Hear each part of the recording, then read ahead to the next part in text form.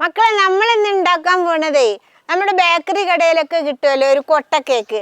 ആ കൊട്ട കേക്ക് നമുക്ക് ഓവൻ ഒന്നും ഇല്ലാതെ വീട്ടിൽ വെച്ചിട്ട് തന്നെ സിമ്പിളായിട്ട് എങ്ങനെ ഉണ്ടാക്കുകയെന്ന് കാണാം.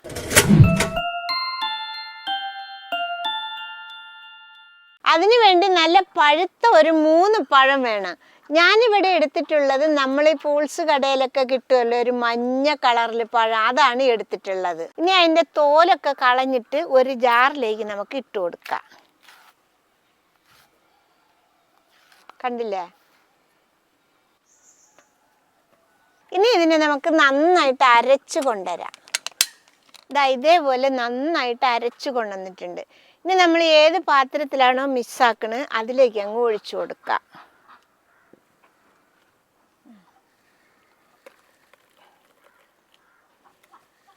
ഇനി നമുക്കിതിൽ 1/2 കപ്പ് സൺഫ്ലവർ ഓയിൽ ഒഴിച്ചു കൊടുക്കാം. എന്ന് വെച്ചാൽ മണമില്ലാത്ത ഓയിലാണ് നല്ലത്. ഇനി ഇതിൻ്റെ കൂടെ തന്നെ ഒരു 2 കോഴിമുട്ടയും കൂടി ഒഴിച്ചു കൊടുക്കുക.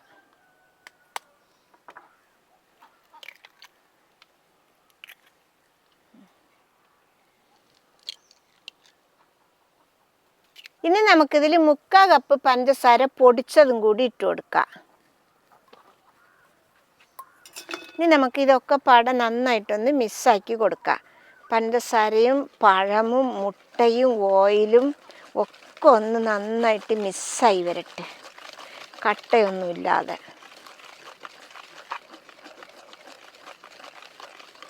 ഇപ്പം നമ്മുടെ പഴമും മുട്ടയും എണ്ണയും ഒക്കെ പാടെ നന്നായിട്ട് മിക്സായി വന്നിട്ടുണ്ട്.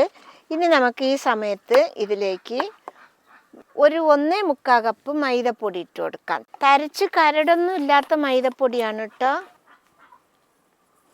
അതിൻ്റെ ഒപ്പം തന്നെ നമുക്ക് 1 ടീസ്പൂണ് ബേക്കിംഗ് പൗഡർ ഇട്ട് കൊടുക്കാം.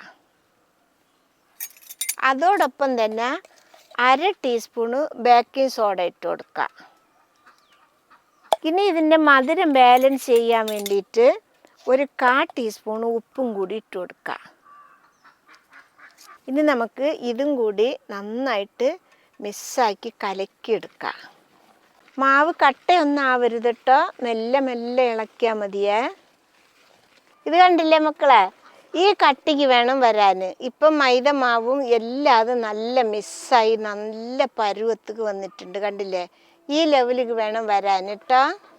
ഇനി നമുക്ക് ഈ സമയത്ത് ഇതിൽ നമുക്ക് കുറച്ച് വാനില എസൻസും കൂടി ഒഴിച്ചു കൊടുക്കാം. ഞാൻ 1/2 ടീസ്പൂണ് വാനില എസൻസാണ് ഒഴിച്ചു കൊടുക്കുന്നത് കേട്ടോ. ഒന്നുകൂടെ നന്നായിട്ട് നമുക്ക് മിക്സാക്കി എടുക്കാം. എസൻസും കൂടി ഇതിൽ എല്ലായിടത്തും പെടട്ടെ. അപ്പോൾ എസൻസും ഒഴിച്ചിട്ട് നന്നായിട്ട് മിക്സാക്കി എടുത്തിട്ടുണ്ട്. ഇനി നമുക്ക് ഈ സമയത്ത് തന്നെ ഇതിലേക്ക് കുറച്ച് ചോക്ലേറ്റ് ചിപ്സ് ഇട്ട് കൊടുക്കാം. 1/2 കപ്പാണ് ഞാൻ എടുത്തിട്ടുള്ളത് കേട്ടോ.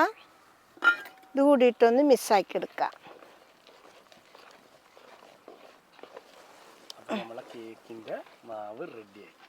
അപ്പം നമ്മുടെ കേക്കിൻ്റെ മാവ് റെഡി ആയിട്ടുണ്ട്. ഈ ചോക്ലേറ്റ് ചിപ്സ് ഇട്ട് കൊടുത്തിട്ട് വല്ലാതെ ഇളക്കാൻ പാടില്ല, കുറച്ച് ഇളക്കാനേ പാടില്ല. ലാസ്റ്റ് അത് ഇട്ട് കൊടുത്താൽ മതി കേട്ടോ. ഇനി നമുക്കിത് ഉണ്ടാക്കാൻ തുടങ്ങാം. മക്കളെ, ഇനി നമുക്ക് ഈ കേക്ക് ഉണ്ടാക്കാൻ എൻ്റെ ചെറിയ ചെമ്പട്ടി ഓവനിൽ ഉപ്പിട്ട് വെച്ചിട്ടുണ്ട്. അത് നമുക്കിനി ഒന്ന് ചൂടാക്കിയെടുക്കാം.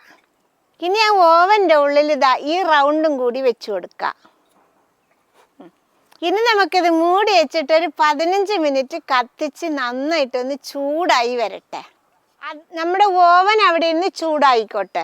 അപ്പോഴത്തെ നമുക്ക് മാവ് കൊട്ടയിൽ ഒഴിച്ചേക്കാം. അതിന് വേണ്ടി നമ്മൾ പായസമൊക്കെ കുടിക്കുന്ന ചെറിയ ഗ്ലാസ്സില്ലേ, ആ ഗ്ലാസ്സും നമ്മൾ കേക്ക് ഉണ്ടാക്കുന്ന കൊട്ടയുമാണ് എടുത്ത് വെച്ചിട്ടുള്ളത്. ഇത് ഗ്ലാസ് എന്തിനാന്ന് ചോദിച്ചാൽ, നമ്മൾ ഈ കൊട്ട ഇതേപോലെ ഒഴിച്ചു വെച്ചാൽ ഇങ്ങനെ വിരിഞ്ഞ് കേടൊന്നു പോകും. അതുകൊണ്ട് നമ്മൾ ഈ ഗ്ലാസ്സിൽ ഒരെണ്ണം എടുത്ത് ഈ കൊട്ട വെക്കേണ്ട കുഴി കണക്കാക്കിയിട്ട് നമുക്കിത് വെട്ടിയെടുക്കണം. എന്താ ഈ വലിപ്പമുള്ള ഗ്ലാസ് ആണെങ്കിൽ നേരെ പകുതി അങ്ങ് മുറിച്ചാൽ മതി. അപ്പം നമുക്ക് ഇതിൽ ഈ കൊട്ട വെച്ച് കൊടുക്കുമ്പോൾ നല്ല പാകത്തിനിരിക്കും. ഇത് കണ്ടില്ലേ? നമ്മൾ ഇതേപോലെ വെച്ച് കൊടുത്താൽ ഈ ഗ്ലാസിൻ്റെ അടി കണ്ടില്ലേ, ഒരു കുണ്ട്. അപ്പോൾ ഇതിൽ ആവശ്യത്തിനുള്ള ചൂടേ വരുള്ളൂ. പിന്നെ ഇതേപോലെ ഇങ്ങനെ വെച്ച് കൊടുത്താൽ ഇതിൻ്റെ അടി കരിഞ്ഞാൻ സാധ്യത ഉണ്ട്. അതുകൊണ്ടാണ് ഇങ്ങനെ വെച്ച് കൊടുക്കണം. അപ്പോൾ എല്ലാവരും നമുക്ക് ഇതേപോലെ ആക്കിയെടുക്കാം. ഇത് കണ്ടില്ലേ മക്കളെ, ഞാനിപ്പോൾ ഇത്രയും മുറിച്ച് വെച്ചിട്ടുണ്ട്. ഇതേപോലെയാണ് ഈ കൊട്ട ഇതിലേക്ക് ഇങ്ങനെ ഇറക്കി വെച്ചാണ് കൊടുക്കേണ്ടത്. അപ്പം നമുക്ക് അടി കരിയും ചെയ്യില്ല, നല്ല പാകത്തിന് നമുക്ക് വെന്തും കിട്ടും. ഇനി നമുക്ക് നമ്മുടെ കപ്പിലേക്ക് കുറേശ്ശെ മാവ് ഒഴിച്ചു കൊടുക്കാം. 3/4 കപ്പ് വെച്ചിട്ട് ഒഴിക്കാവൂ കേട്ടോ.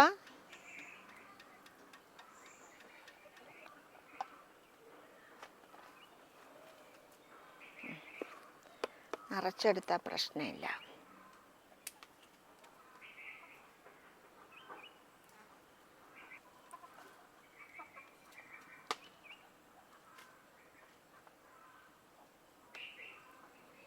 നമ്മളങ്ങനെ എല്ലാതും ഒഴിച്ചു വെച്ചിട്ടുണ്ട്. ഇനി നമുക്ക് ഇതിൻ്റെ മേലെ 2 മുണിച്ച ചോക്ലേറ്റ് ഇട്ട് കൊടുക്കാം. Chocolate chips.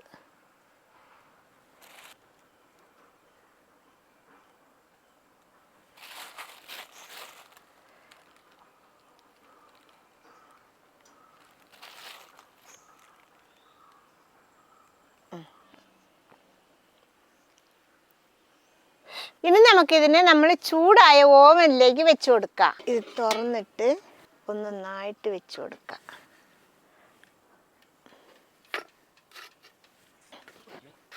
ഇത് വെക്കുമ്പോൾ ശ്രദ്ധിച്ച് വെക്കണം കേട്ടോ മക്കളെ, കൈ ചൂടുള്ളേ. ഇനി നമുക്കിത് മൂടി വെച്ചിട്ട് ഒരു 1/2 മണിക്കൂർ വെയിറ്റ് ചെയ്യാം. മക്കളെ, നമ്മൾ കേക്ക് വെച്ചിട്ട് ഇപ്പോൾ 1/2 മണിക്കൂറായിട്ടുണ്ട്. ഇനി നമുക്കിത് തുറന്ന് ഒരു ഈർക്കിൽ കൊണ്ട് കുത്തി നോക്കാം. ഇത് കണ്ടില്ലേ മക്കളെ, പൊന്തി വന്നിക്കണ്. പിന്നെ ഒരു ഇത് പറയാനുള്ളത് എന്താ വെച്ചാൽ, ഓവനിൽ വെക്കണ പോലെ കളറൊന്നും വരില്ല നമ്മുടെ ഓവനിൽ വെക്കുമ്പോൾ. ഇത് നമുക്കിനി കുത്തി നോക്കാം. കുത്തി നോക്കി ഇത് ഒട്ടിപ്പിടിച്ചില്ലെങ്കിൽ നമ്മുടെ കേക്ക് വെന്ത്. അയ്യവാ, ഒട്ടിയൊന്നും പിടിക്കണില്ല കേട്ടോ. അപ്പം നമ്മുടെ കേക്ക് വെന്ത്. ഇത് നമുക്കിനി ഒന്നൊന്നായിട്ട് പെറുക്കിയെടുക്കാം. ഇതാ, ഇത് ഇനി ഇവിടെ ഇരുന്നൊന്ന് ചൂടാറി വരട്ടെ. ഇത് കണ്ടില്ലേ മക്കളെ, നമ്മുടെ കേക്കൊക്കെ ചൂടാറിയിട്ടുണ്ട്. ഇനി നമുക്ക് അടിയിൽ വെച്ച് കൊടുത്ത ഗ്ലാസ്സൊക്കെ എടുത്ത് മാറ്റാം. ഇത് കണ്ടില്ലേ, അടിയിലൊക്കെ നല്ല കളറായി വന്നിട്ടുണ്ട്, കരിഞ്ഞിട്ടൊന്നുമില്ല. എല്ലാതും നമുക്ക് ഇതേപോലെ എടുക്കാം. കണ്ടില്ലേ,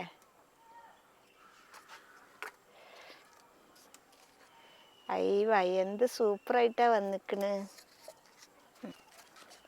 ഞാനിതിൽ 8 എണ്ണം വേവിച്ചെടുത്തിട്ടുണ്ട് കേട്ടോ. നമ്മുടെ ഓവനിൽ ആ 8 എണ്ണമേ കൊള്ളുള്ളൂ. അപ്പോൾ 8 എണ്ണം വെച്ചിട്ടുണ്ട്. മക്കളെ, ഇതേപോലെ ഒരു വട്ടമെങ്കിലും നിങ്ങൾ ഉണ്ടാക്കി നോക്കണം കേട്ടോ. നല്ല എല്ലാവർക്കും കൊട്ട കേക്ക് പറയുന്നത് ഇഷ്ടമാണല്ലോ. ഇഷ്ടപ്പെട്ടാൽ സബ്സ്ക്രൈബ് ചെയ്യുക, ലൈക്ക് ചെയ്യുക, കമൻറ്റ് ചെയ്യുക, ഷെയർ ചെയ്യുക. മക്കളെ ഫോളോ ചെയ്യാനും കൂടി മറക്കരുതേ.